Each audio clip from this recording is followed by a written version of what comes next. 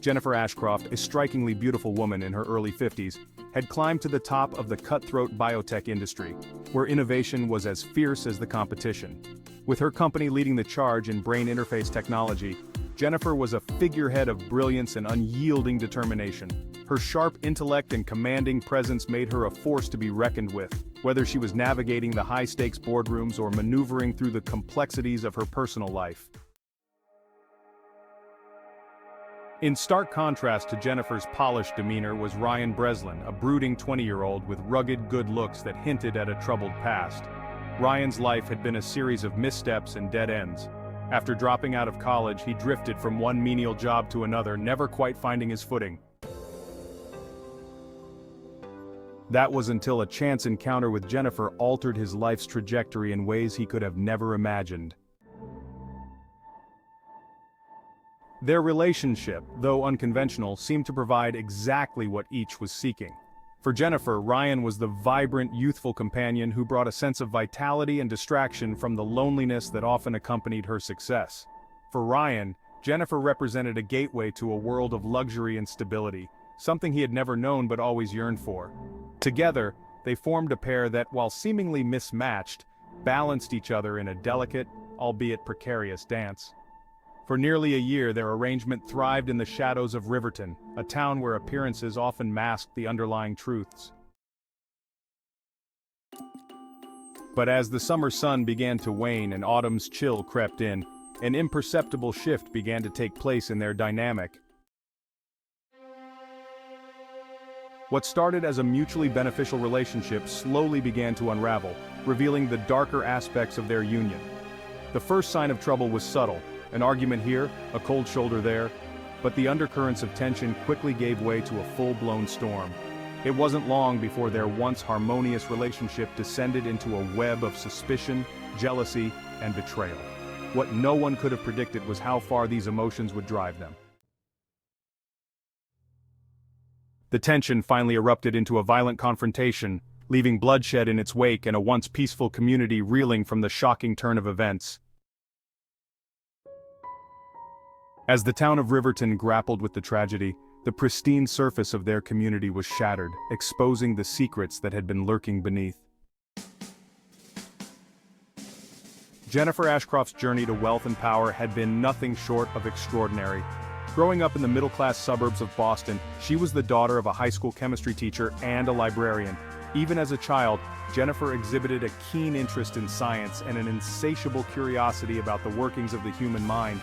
Recognizing her potential, her parents made numerous sacrifices to ensure she had access to the best education possible. At just 16, Jennifer's life took a dramatic turn when her science fair project on neurotransmitters caught the attention of a visiting professor from MIT. Impressed by her raw talent and determination, he took her under his wing, becoming her mentor. Under his guidance, Jennifer was fast-tracked through her studies and eventually accepted into MIT's prestigious neuroscience program. It was during her graduate studies that Jennifer's ambitions truly began to crystallize. Her groundbreaking research into neuroplasticity opened doors to opportunities she had never imagined.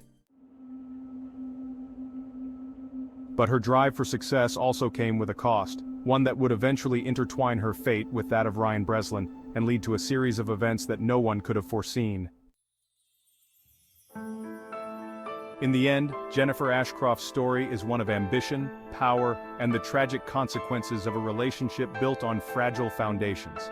And as the town of Riverton struggles to come to terms with the events that transpired, it is clear that the true story is far more complex than anyone could have imagined.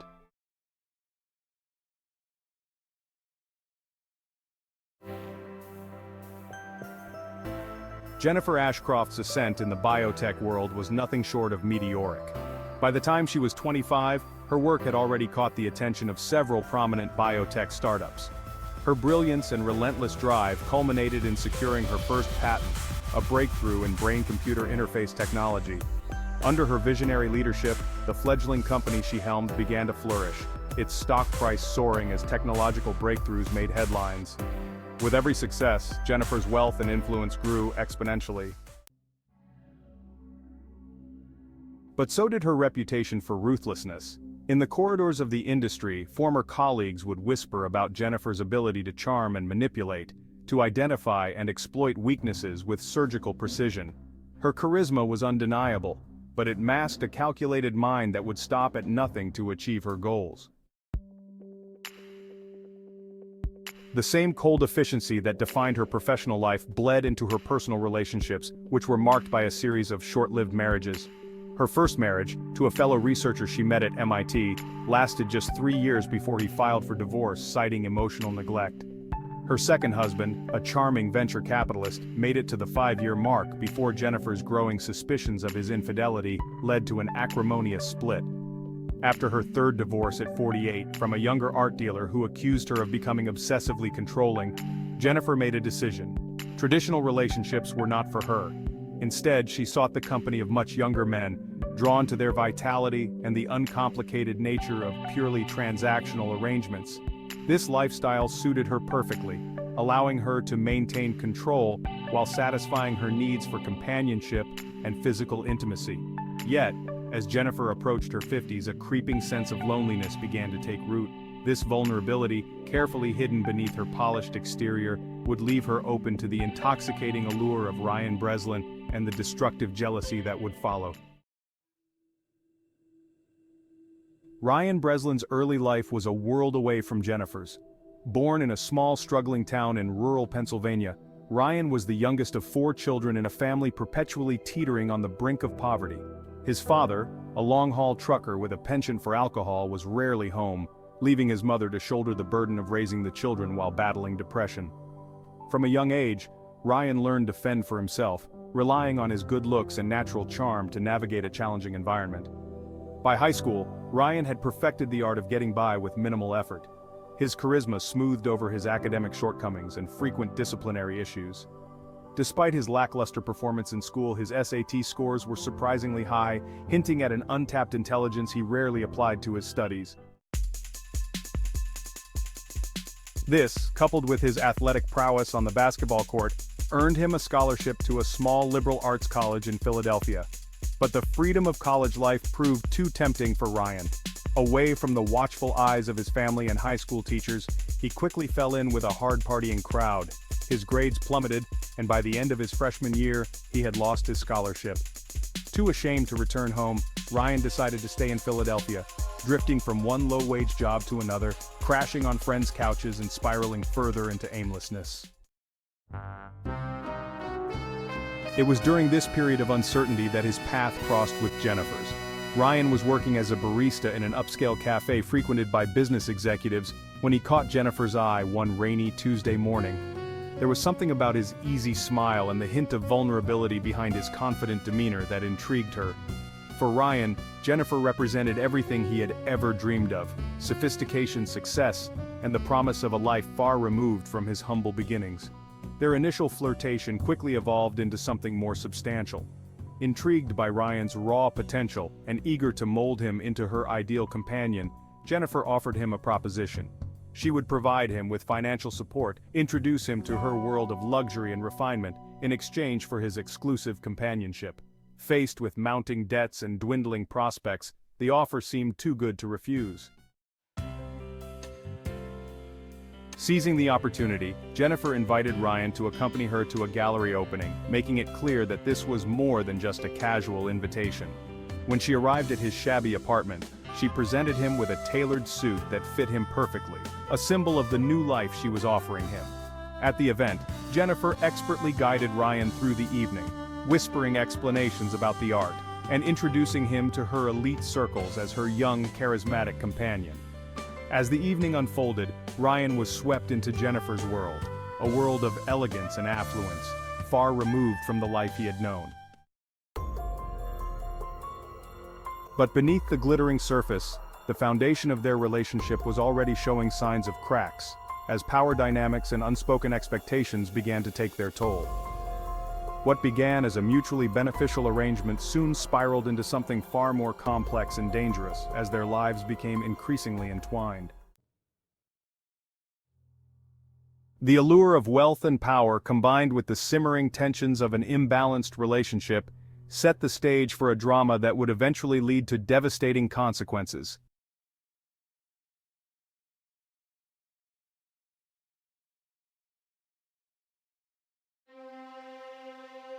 For Ryan, that evening at the gallery was intoxicating in more ways than one. He found himself easily slipping into the role of the charming, artistic young man, feeding off the approving glances and engaging conversations with Jennifer's peers. The admiration of those around him, coupled with Jennifer's obvious pride, made him feel like he was finally living the life he had always dreamed of.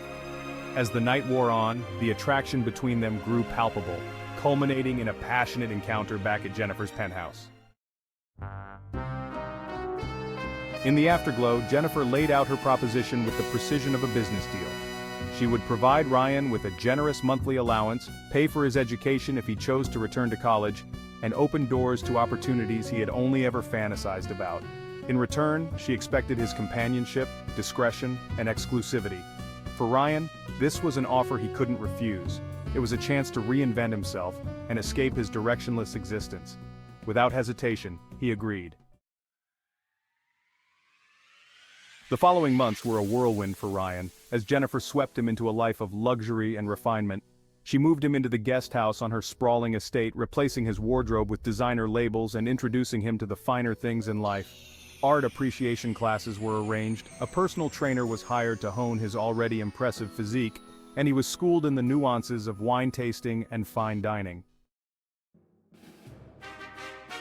Jennifer took immense pleasure in molding Ryan, viewing him as both a project and a prized possession. She reveled in the envious glances they received when they attended events together, proudly showing off her attractive young companion. For Ryan, the relationship offered security and excitement in equal measure. He threw himself into his new role with enthusiasm, eager to prove his worth and maintain the lifestyle to which he was quickly becoming accustomed. Their physical relationship was passionate and adventurous, with Jennifer introducing Ryan to experiences he had never imagined. She pushed his boundaries, always maintaining control, a dynamic that spilled over into other aspects of their relationship. As summer turned to fall, Jennifer and Ryan settled into a rhythm of lavish vacations, social events, and intimate evenings at home. To the outside world, they appeared to be an unconventional but happy couple. However, beneath the surface, the seeds of codependency and obsession were taking root, setting the stage for the turmoil that was to come. The delicate balance of Jennifer and Ryan's relationship began to shift with the arrival of Arya Thornton, a 20-year-old art history major at the local university. Arya entered their lives innocuously enough as a part-time docent at the Museum of Modern Art.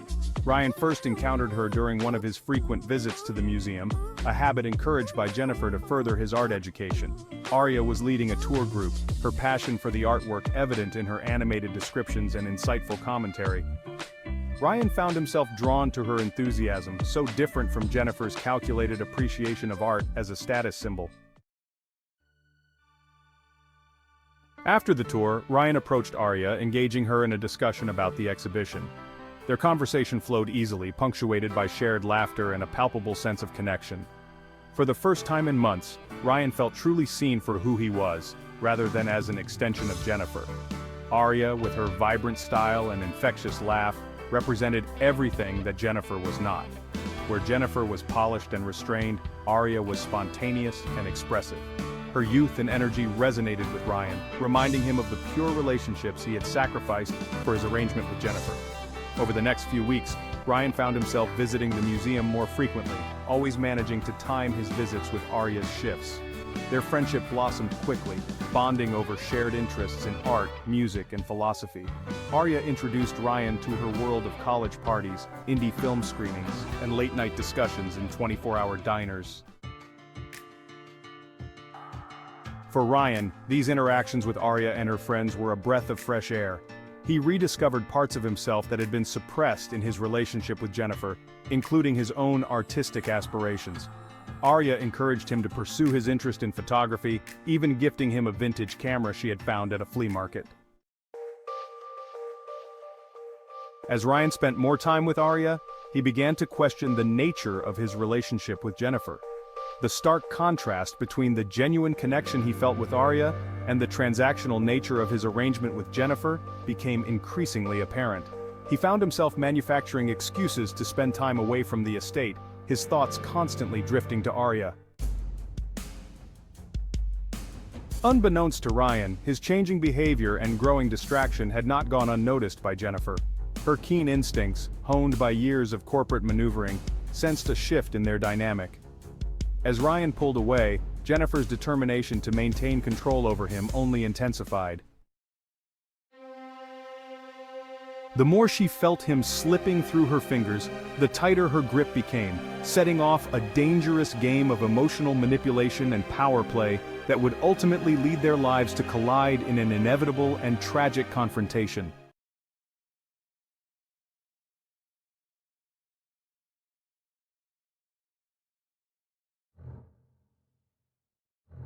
Jennifer's jealousy intensified, setting the stage for the conflict that would ultimately lead to tragedy. The first signs of trouble were subtle. Jennifer noticed Ryan checking his phone more frequently, his face lighting up at certain messages. He began to spend more time at the museum, citing a newfound passion for contemporary art.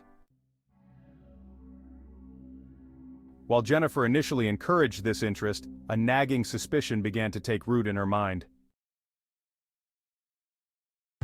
One evening, as they prepared for a charity gala, Jennifer casually asked about Ryan's day at the museum. His response was enthusiastic, filled with details about a new exhibition. But it was the mention of Arya, the incredibly knowledgeable docent, that caught Jennifer's attention. The way Ryan's eyes sparkled as he spoke of her set off alarm bells in Jennifer's head. Determined to uncover the truth, Jennifer began to monitor Ryan more closely. She installed a GPS tracker on his phone under the guise of a security upgrade. She hired a private investigator to follow him during his outings. The reports she received confirmed her worst fears. Ryan was spending considerable time with a young woman, their body language indicating a clear attraction. She oscillated between icy detachment and clingy desperation, her moods becoming increasingly unpredictable. One moment, she would shower Ryan with expensive gifts. The next, she would subject him to passive-aggressive comments and veiled threats. Jennifer's behavior began to affect her professional life as well. She became distracted during important meetings, snapping at employees for minor infractions. Her assistant noticed an increase in her alcohol consumption, often finding empty wine bottles in her office trash. Unable to contain her suspicions any longer, Jennifer confronted Ryan after a particularly late night out. She demanded to know where he had been, accusing him of betraying her trust. Ryan, caught off guard, attempted to downplay his friendship with Arya, insisting that Jennifer was overreacting. The argument escalated quickly, with Jennifer reminding Ryan of everything she had done for him, and insinuating that he owed her his loyalty. This confrontation marked a turning point in their relationship. Ryan, feeling trapped and resentful of Jennifer's possessiveness, began to withdraw further. He became more guarded with his phone, careful not to mention Arya, and invented elaborate excuses for his absences. Jennifer, driven by her growing paranoia, intensified her efforts to control Ryan. She insisted on accompanying him to art events, her possessive body language sending a clear message to anyone who approached them. She surprised him with impromptu visits to the museum, her sharp eyes scanning for any sign of the young docent who had captured Ryan's attention. As the weeks wore on, the emotional chasm between Jennifer and Ryan widened. Their once passionate encounters became mechanical, tinged with an undercurrent of resentment. Jennifer's jealousy morphed into an obsession, consuming her thoughts and driving her to increasingly desperate measures to keep Ryan by her side. Little did she know that her possessive love was pushing Ryan further away, steering them both towards a confrontation that would have fatal consequences. She deployed a range of manipulative tactics designed to keep Ryan dependent on her and isolated from Arya's influence. Jennifer's first move was to exploit Ryan's financial dependence. She began to withhold his allowance, citing fictitious issues with her accounts or claiming she needed to reallocate funds for business purposes. When Ryan expressed concern, she would relent, but not before extracting promises of increased commitment and time spent together. Emotional manipulation became Jennifer's primary weapon. She oscillated between lavishing Ryan with affection and subjecting him to prolonged periods of icy silence. This hot and cold treatment left Ryan constantly off balance, never sure where he stood. Jennifer also employed more subtle tactics to isolate Ryan from potential support systems. She scheduled trips that conveniently coincided with plans Ryan had made with friends. She expressed concern about his old acquaintances, implying they were a bad influence or simply using him for his newfound status. Gradually, Ryan's social circle shrank, leaving Jennifer as his primary source of companionship and validation.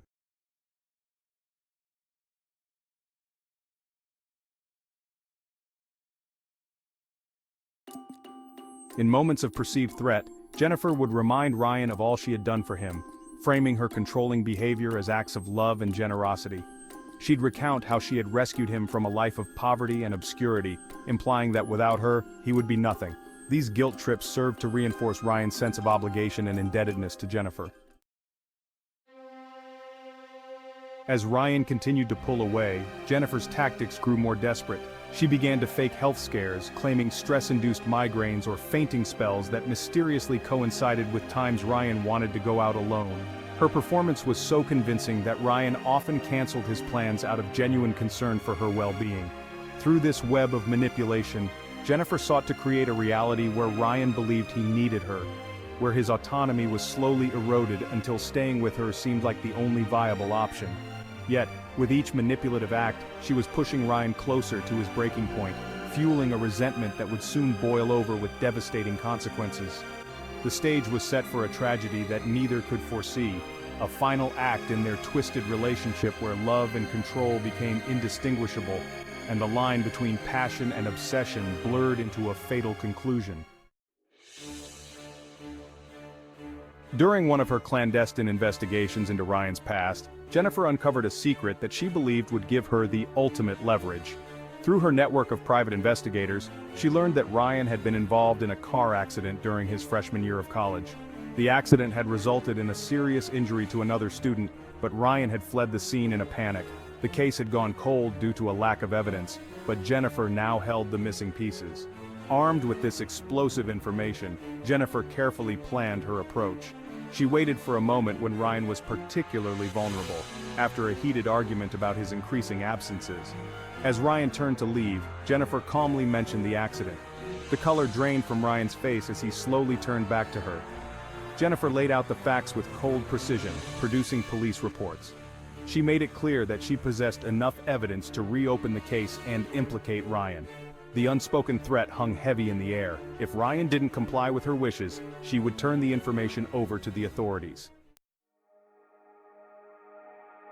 The revelation shattered Ryan. The accident had been the catalyst for his downward spiral in college, the guilt eating away at him for years. He had convinced himself that by leaving his old life behind, he could escape his past.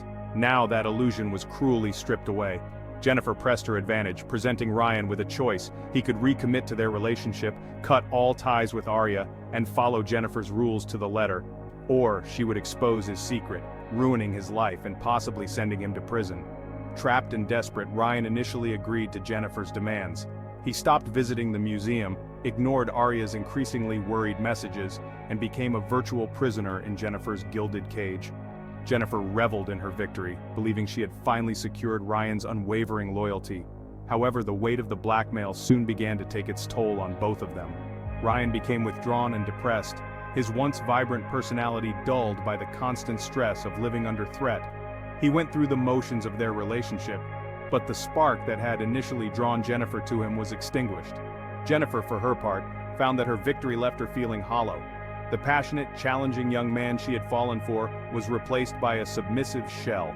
She vacillated between guilt over her actions and frustration at Ryan's listlessness.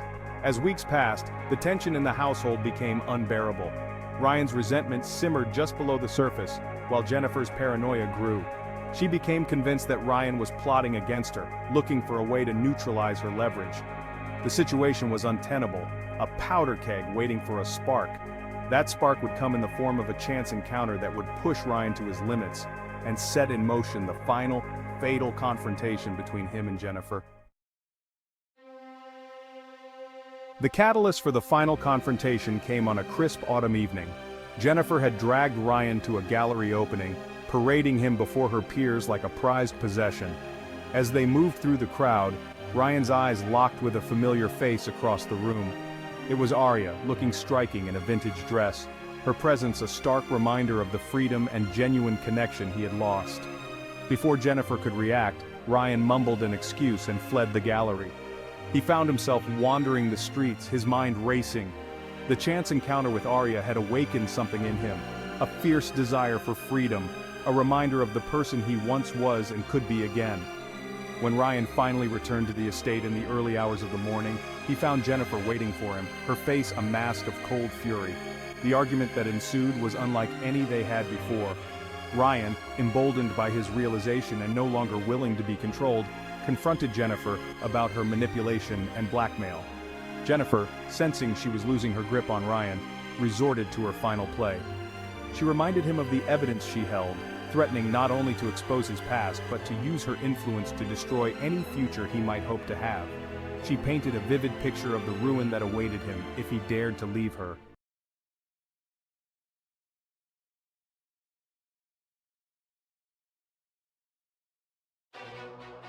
But instead of cowering, Ryan's resolve only strengthened.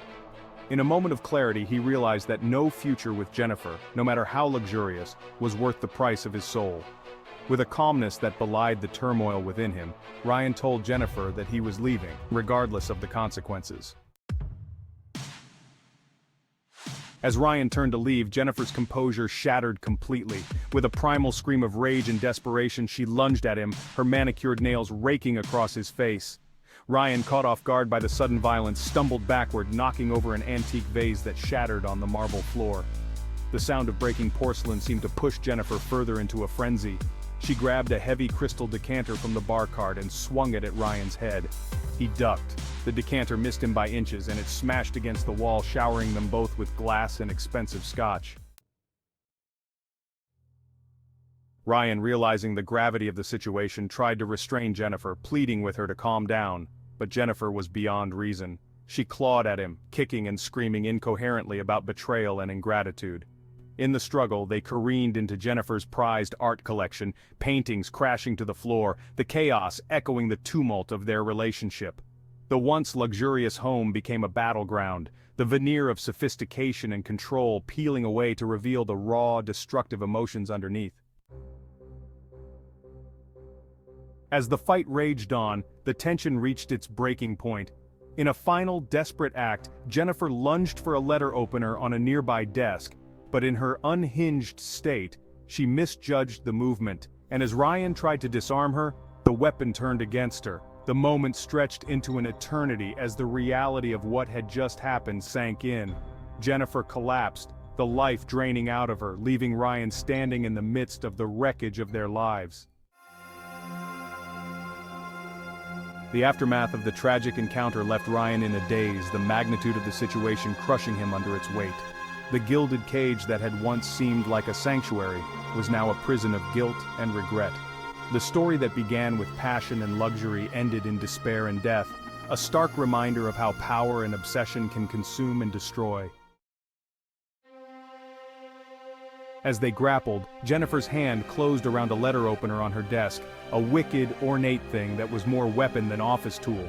She plunged it toward Ryan's chest. He managed to deflect the blow, but the blade sliced deeply into his arm, drawing a spray of blood. The sight of blood seemed to momentarily snap Jennifer back to reality. She staggered back, the letter opener falling from her suddenly nerveless fingers. Ryan, clutching his bleeding arm, saw an opportunity to escape and made a dash for the door, but Jennifer, in a final desperate act, grabbed his injured arm, yanking him back with surprising strength. Ryan, acting on pure instinct and adrenaline, shoved her away hard. Jennifer stumbled backward, her heel catching on the rug. Time seemed to slow as she fell, her head striking the corner of the heavy marble fireplace with a sickening crack. Jennifer crumpled to the floor, a pool of blood quickly spreading beneath her hair. Ryan stood frozen, his mind struggling to process what had just happened. The room, so recently a scene of chaos, was suddenly terribly still. With trembling hands, Ryan checked for a pulse, finding none. The realization hit him like a physical blow. Jennifer was dead, and his life as he knew it was over. In a daze, he stumbled out of the house into the cool night air, leaving behind a scene of destruction that would soon become the center of a sensational investigation. The grisly discovery was made by Jennifer's housekeeper, Elodia Ramirez, early the next morning. Her screams upon finding her employer's lifeless body shattered the tranquil morning silence of Riverton, bringing neighbors running and prompting a flurry of calls to 911. Detective Lydia Blackwell, a veteran of the Riverton Police Department's Homicide Division, arrived at the scene within the hour. The opulent living room, now a tableau of violence, told a story of a fierce struggle. Broken glass crunched under her feet as she made her initial survey, noting the overturned furniture, shattered artifacts, and the smears of blood that led to Jennifer's body by the fireplace. As crime scene technicians swarmed the house, Detective Blackwell began piecing together the events of the previous night. Security camera footage showed Ryan fleeing the premises in the early hours of the morning, his shirt stained with blood. His swift disappearance made him the prime suspect, and an all-points bulletin was issued for his arrest. As the investigation progressed, a more complex picture began to emerge. Interviews with staff and acquaintances revealed the tumultuous nature of Jennifer and Ryan's relationship. Several witnesses reported hearing frequent arguments and expressed concern about Jennifer's increasingly erratic behavior. A breakthrough came when detectives discovered Jennifer's hidden files detailing her investigation into Ryan's past. The evidence of blackmail added a new dimension to the case, suggesting that Ryan might have been acting in desperation rather than committing cold-blooded murder.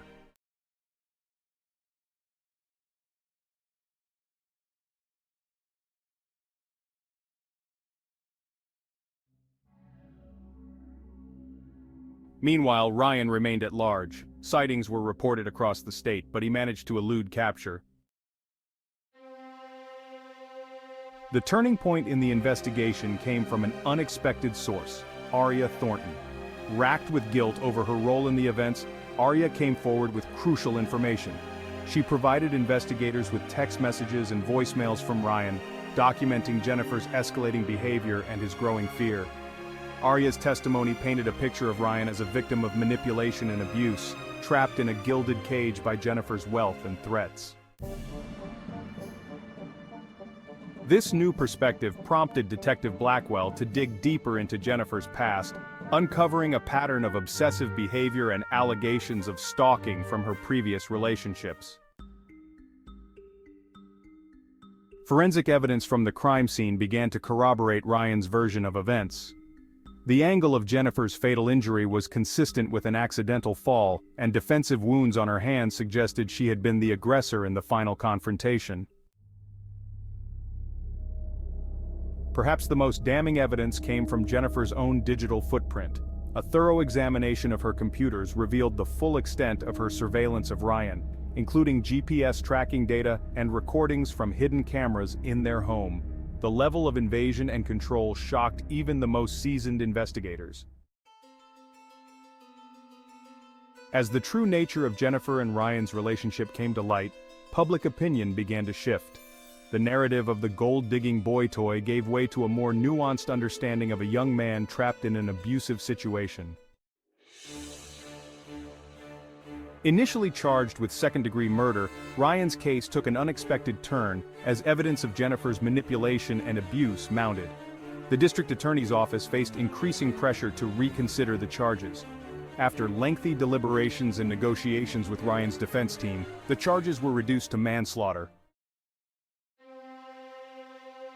After weeks of testimony and 3 days of deliberation, the jury returned their verdict. Ryan was found guilty of involuntary manslaughter, a verdict that acknowledged his role in Jennifer's death, while also recognizing the extenuating circumstances that led to the fatal confrontation.